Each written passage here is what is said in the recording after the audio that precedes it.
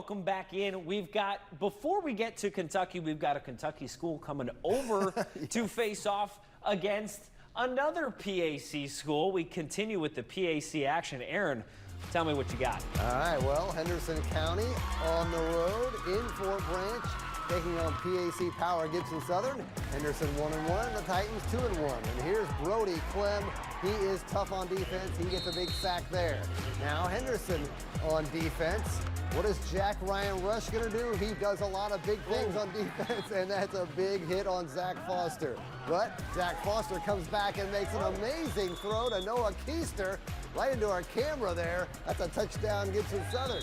Now Maverick Deputy and Gunnar Alexander get a big tackle for loss there, and then Christian Hagan with a sack for Henderson County. They're not giving up.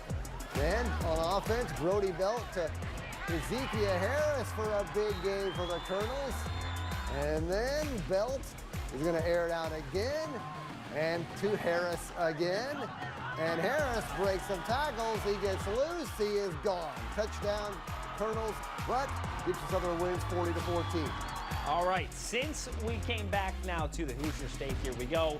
We're going to stay here for just a moment, and we'll head over to Ferdinand, where Forest Park was hosting Tecumseh in what should be an entertaining battle of 1 and 2 squads. The Rangers have new field turf now, and it is really sharp. Tied at 14 in the second quarter here. Then the defenses take over. Jackson Leakin trying to find room to run, but the Braves' Colton Johnson gets in the backfield for the sack. Then the Rangers try the handoff, but Joey Brown right there to make the big stop for Tecumseh. Forest Park's defense equally as tough as Will Steckler makes sure this run goes nowhere, and it's a 1-yard loss. So late in the half, Tecumseh forced to punt, and watch this closely as the punter catches the low snap. His knee is touching the ground, and he's down there. So Forest Park, wow, that's interesting. They have great field position to Braves 15. Forest Park runs it as Jackson Leakin keeps it, but then at the end of the play, he fumbles. However, his brother, Cameron Leakin, is right there to pounce on it. Maybe brother, maybe cousin, I don't know. It's just two Leakins, and all they care about is they scored, right? Yeah. Ranger touchdown, 21-14, they lead. Forest Park goes on to win 35-14 over Tecumseh.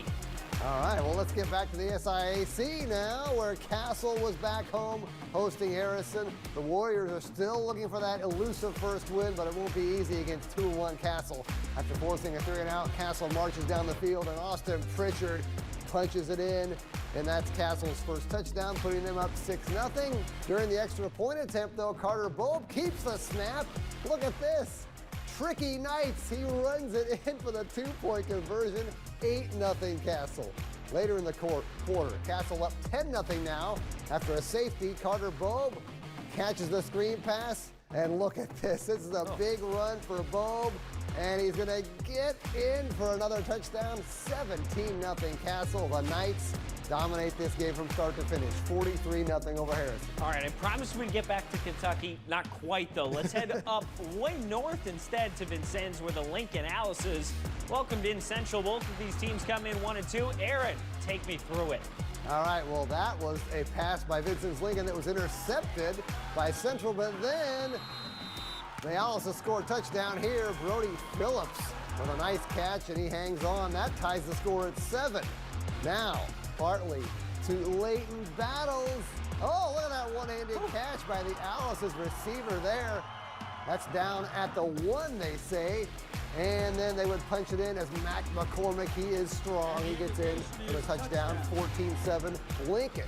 Now, second quarter, Hartley to Phillips again. There's another touchdown connection for those two. That's going to make it 21-7 Lincoln. And then one more. It's a flip back to Hartley, and he finds Moises American for a touchdown. Ooh, Lincoln running away with it. 46-13, the Alices beat Central.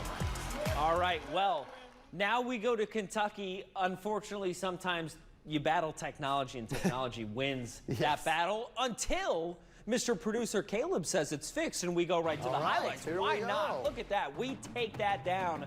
Take that, technology. You are nothing.